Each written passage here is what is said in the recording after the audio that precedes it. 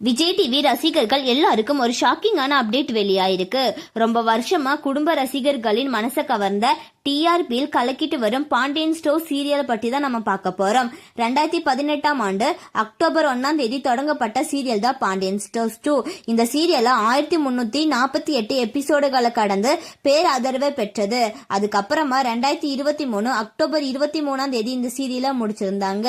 அதை தொடர்ந்து அந்த வருஷமே அக்டோபர் 30 பாண்டியன் ஸ்டோர்ஸ் 2 ஸ்டார்ட் பண்ணியிருந்தாங்க. இப்ப வரைக்கும் கிட்டத்தட்ட 700 எபிசோடுக்கு மேல ரொம்பவே சக்சஸ்ஃபுல்லா போயிட்டு இருக்கு. ஆனா இந்த சீரியல் ஃபேன்ஸ் எல்லாருக்குமே இப்போ ஒரு அதிர்ச்சியான செய்தி வெளியாயிருக்கு.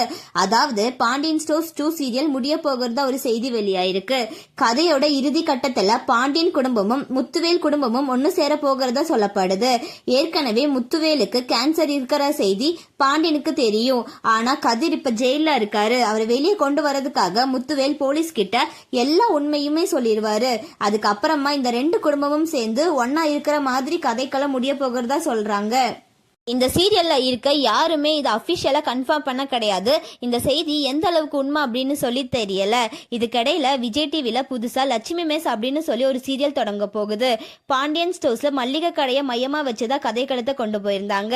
அண்ட் அதே மாதிரி லட்சுமி மெஸ்ல ஹோட்டலை மையமா வச்சுதான் கதைக்களம் நகரும் அப்படின்னு சொல்லி சொல்லப்பட்டு வருது. அது மட்டும் இல்லாம பாண்டியன் ஸ்டோர்ஸ் 2ல லீட் ரோல்ல நடிச்சிட்டு வரும் ஸ்டாலின் மற்றும் நிரோஷா லட்சுமி மெஸ் சீரியல்ல முக்கிய கதாபாத்திரத்துல நடிக்க போகிறதா ஒரு செய்தி வெளியா இருக்கு. அப்படின்னா பாண்டியன் ஸ்டோர்ஸ் 2 உண்மையிலேயே முடிவுக்கு வர போகுதா?